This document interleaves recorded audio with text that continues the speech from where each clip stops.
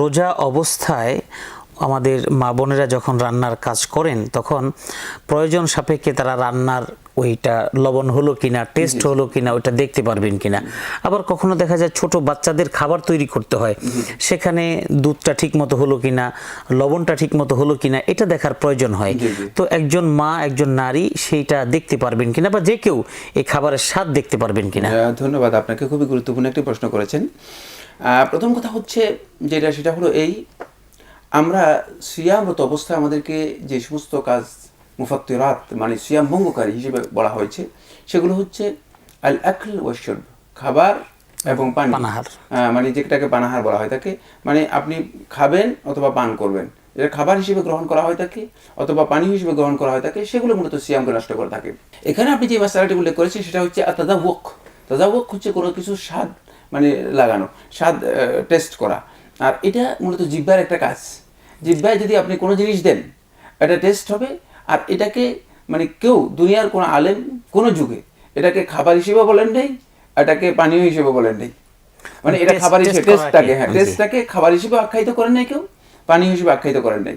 সুতরাং এটা খাবারও নয় পানীয় নয়, যার কারণে কি হতে পারে, তার সিয়াম নষ্ট হতে পারে। এই জন্য উলামায়ে কেরাম বলেছেন যদি কারো প্রয়োজন দেখা দেয়, মানে হাজাত দেখা দেয় যে তাকে খাবারের টেস্ট মানে দেখতে হবে, লবণ দেখতে হবে, তাহলে এটি তার জন্য জায়েজ রয়েছে।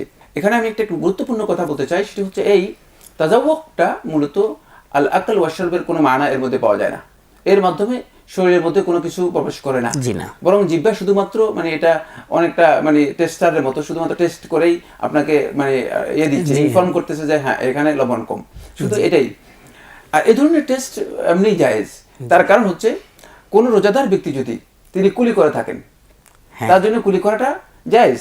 রাসূলুল্লাহ সাল্লাল্লাহু আলাইহি ওয়াসাল্লাম হাদিস দ্বারা সাব্যস্ত হয়েছে, রাসূলুল্লাহ সাল্লাল্লাহু আলাইহি ওয়াসাল্লাম মাদমাতার কথা বলেছেন, আর এটি মানে রোজাদার ব্যক্তির উজুর সময় রোজাদার ব্যক্তির জন্য কেউ কেউ সুন্নাহ বলেছেন, কেউ কেউ ওয়াজিব বলেছেন। এবং কুলির মধ্যে রাসূলুল্লাহ সাল্লাল্লাহু আলাইহি ওয়াসাল্লাম এই কথা বলেছেন যে যদি সিয়ামরত অবস্থায় থাকো তোমরা কুলি করবে, কিন্তু ওয়াবারিক ফিল মাদমাদাতি ইল্লা আন তাকুনা সাইমা, যদি রোজাদার হও তাহলে অধিক পরিমাণে গড়গড়া করবে না, রাসূলুল্লাহ নিষেধ করেছেন। কারণ হচ্ছে কি, এই জন্য রাসূলুল্লাহ সাল্লাল্লাহু আলাইহি ওয়াসাল্লাম নিষেধ করেছেন অধিক পরিমাণে গড়গড়া করতে, যেহেতু অধিক পরিমাণে যদি গড়গড়া করা হয় সম্ভাবনা থাকে কি ভিতরে পানি ঢুকে যাওয়ার, এই জন্য এই আশঙ্কা থেকে রাসূলুল্লাহ সাল্লাল্লাহু আলাইহি ওয়াসাল্লাম এটা নিষেধ করেছেন। কিন্তু মুখে যখন আপনি পানি নেবেন তখন পানির যে স্বাদ রয়েছে সেটা আপনি কিন্তু পাচ্ছি, জিহ্বার সাথে সাথে আপনাকে এই স্বাদ দেবে। তাহলে এখান থেকে বোঝা যাচ্ছে মূলত টেস্টের কারণে আপনার সিয়াম নষ্ট হবে না বা সিয়ামের কোনো ক্ষতি হবে না। আরেকটি মাসালা অত্যন্ত গুরুত্বপূর্ণ, সেটা বলতে চাই। রাসূলুল্লাহ সাল্লাল্লাহু আলাইহি ওয়াসাল্লাম দেখা গিয়েছে রমাদান এর সিয়াম পালনরত অবস্থায় আল্লাহ নবী সাল্লাল্লাহু আলাইহি ওয়াসাল্লাম সবসময় মিসওয়াক করতেন। মিসওয়াকের আমরা জানি যে কাঠের মিসওয়াক যদি আপনি করেন আর এক গাছের মিসওয়াক করে থাকেন তাহলে আপনি দেখবেন মিসওয়াকের একটা ঝাল এবং টেস্ট রয়েছে, এবং এটা যখনই মুখে দেবে তখনই এই টেস্ট আপনি পাবেন। তো এই টেস্ট যেহেতু মিসওয়াকের পাওয়া যায় মিসওয়াকের, এখান থেকে বোঝা যাচ্ছে শুধু টেস্টের কারণে মূলত সিয়াম নষ্ট হবে না।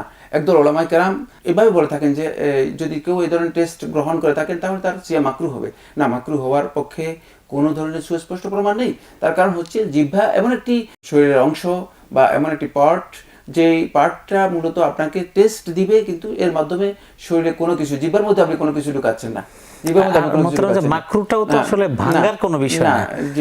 সুতরাং এই কারণে মূলত মানে কোনো প্রয়োজন যদি কারো দেখা দেয় তাহলে তার জন্য জায়েজ হয়েছে তিনি তরকারির লবণ দেখতে পারেন অথবা টেস্ট দেখতে পারেন, তবে প্রয়োজনের অতিরিক্ত যেহেতু সিয়াম যিনি পালন করছেন তার জন্য মানে সবসময় একটি বিষয় খেয়াল রাখতে হবে যে তিনি সর্বাবস্থায় যাতে করে তাওয়াররু মানে সর্বাবস্থায় পরহেজগারিটা তিনি সিয়ামের মাধ্যমে অর্জন করে থাকেন।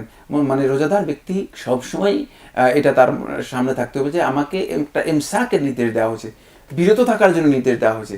সুতরাং আমি যথাসম্ভব চেষ্টা করব সব কাজ থেকে বিরত থাকার জন্য।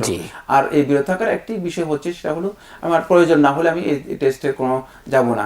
এটা সিয়াম পালনকারী ব্যক্তির জন্য মানে তাওয়াররু, সেটা হচ্ছে পরহেজগারির একটা গুরুত্বপূর্ণ দিক।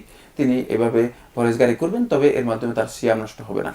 আলহামদুলিল্লাহ, ধন্যবাদ আপনাকে আপনার এই গুরুত্বপূর্ণ উত্তর দেওয়ার জন্য। আপনাকেও ধন্যবাদ।